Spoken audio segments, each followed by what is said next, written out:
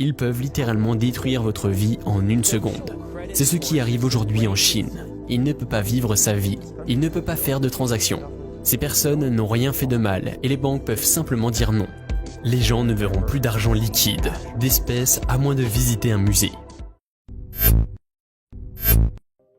La monnaie numérique. La monnaie numérique. La monnaie numérique. La monnaie numérique. La monnaie numérique. Société dématérialisée, monnaie dématérialisée.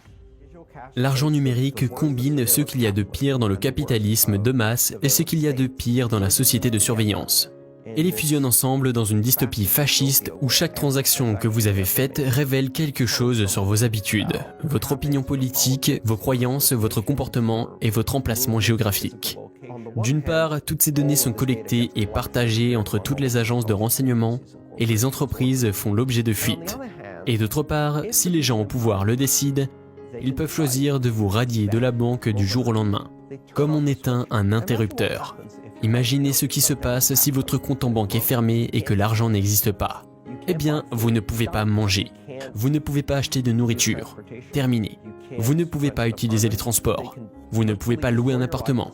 Ils peuvent littéralement détruire votre vie en une seconde. C'est ce qui arrive aujourd'hui en Chine. Le système de notation sociale classe ses citoyens en fonction de leur comportement en ligne. L'État passera au peigne fin chaque détail de la vie d'une personne, sa situation financière, ses habitudes de dépenses, sa carrière et même son comportement sur les réseaux sociaux. Les personnes qui ont une cote de crédit négative dans ce système se voient refuser l'accès au transport public, l'accès aux compagnies aériennes, l'accès aux trains, l'accès aux emplois dans le gouvernement, l'accès aux appartements à louer. C'est ce qu'ils font en ce moment même. Aujourd'hui, ces personnes peuvent encore se tourner vers l'argent liquide. Mais que se passera-t-il quand il n'y en aura plus d'argent ? Il y a une désillusion selon laquelle si vous éradiquez l'argent, vous éradiquez la criminalité. Ce qui, bien sûr, est faux, parce que les gens remplaceront l'argent par d'autres choses. Et aussi, si les seules personnes autorisées à être des intermédiaires sont les grandes entreprises, ce sont elles qui commettront les crimes. C'est comme si vous vouliez voler une banque de nos jours, la meilleure façon de le faire est d'avoir une licence de banquier. Alors vous pouvez voler toute la banque et ou le pays avec une immunité complète. Si vous voulez voler une personne et que vous lui prenez 30 €, vous allez en prison et vous allez y rester longtemps. Si vous voulez voler à 2 millions de personnes leur maison et leurs prêts, vous n'irez pas en prison. Vous recevrez une prime de 10 millions de la banque et vous prendrez votre retraite en toute tranquillité à la campagne. Je vais vous raconter une histoire vraiment très importante sur ce qui m'est arrivé récemment. La semaine dernière, je faisais une séance de dédicace après une conférence et un homme s'est rapproché de moi. Il m'a dit qu'il était vraiment touché par ce que j'avais dit et qu'il voulait partager son histoire personnelle avec moi parce que ça lui tenait à cœur. Il a dit que ça faisait 10 ans qu'il essayait d'ouvrir un compte en banque sans succès. Il est iranien, né en Iran et il n'y est pas allé depuis plus de 15 ans. Un jeune homme d'une vingtaine d'années. Il devait avoir 6 ans la dernière fois qu'il est allé en Iran. Et il a un emploi. Il paye ses impôts, il est diplômé de l'enseignement supérieur, il n'a jamais enfreint la loi. Il est tout à fait honnête. Tout ce qu'il veut, c'est un endroit où sa société peut déposer son salaire afin qu'il puisse avoir une carte de crédit et acheter des produits alimentaires. Il ne peut pas ouvrir un compte en banque, pas même pendant les 4 années qu'il a vécu en Malaisie, ni maintenant qu'il vit en Allemagne depuis 6 ans. Dès qu'il a son nom et qu'on lui demande son lieu de naissance, ils arrêtent immédiatement tout. Il ne peut pas ouvrir un compte en banque. Peu importe le nombre de choses qu'il leur montre, il n'a pas de casier judiciaire, il a vécu dans les pays libéraux pendant des années, tout ça simplement à cause de l'endroit où il est né. Ce sur quoi il n'a aucun contrôle. Il n'a aucun lien avec qui que ce soit dans ce pays, aucun lien avec le gouvernement, aucun intérêt pour la politique. Juste à cause de son lieu de naissance, il ne peut pas vivre sa vie, il ne peut pas faire de transactions. Ces personnes n'ont rien fait de mal et les banques peuvent simplement dire non, sans se justifier, sans même dire pourquoi et c'est tout. Il n'y a rien que vous puissiez faire. Un compte en banque est maintenant nécessaire pour presque tout. Essayez de louer un appartement sans compte en banque, sans montrer des relevés bancaires ou essayez de gérer une entreprise sans compte bancaire. Vous avez donc besoin d'une pièce d'identité pour obtenir un compte bancaire. Vous avez besoin d'un compte bancaire pour obtenir tout le reste. Mais ce n'est pas un droit, c'est un privilège et on peut à tout moment couper l'accès à l'économie mondiale à des millions de personnes et en faire des fantômes. Le véritable peer-to-peer, comme plusieurs milliers d'autres monnaies numériques peer-to-peer sur Internet, n'appartient à personne et ne sont contrôlés par un État.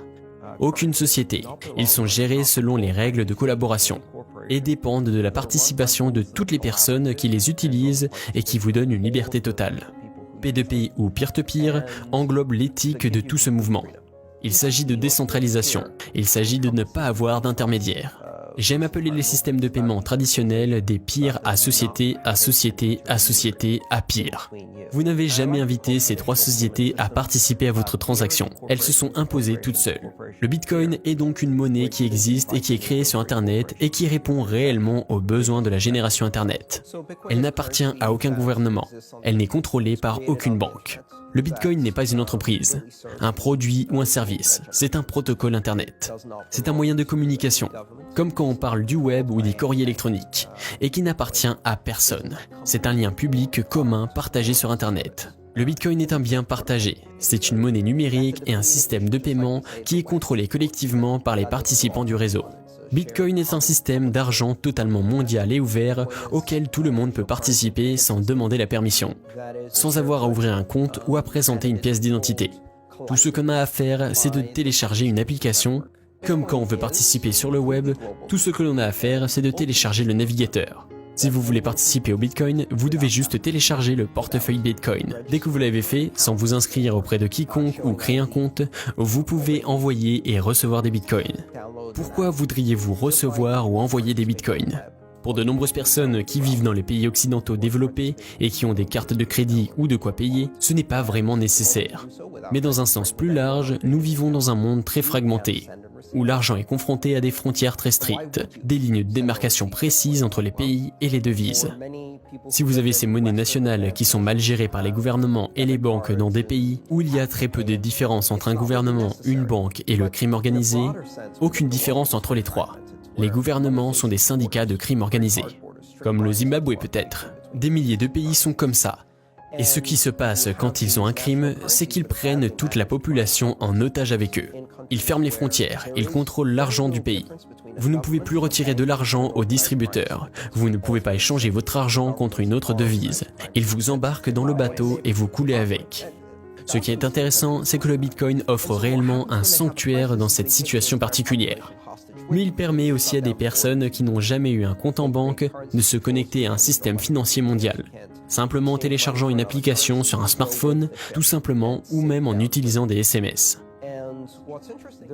Plus de 4 milliards de personnes sont dans cette situation et le Bitcoin donne à chacun une monnaie accessible et mondiale.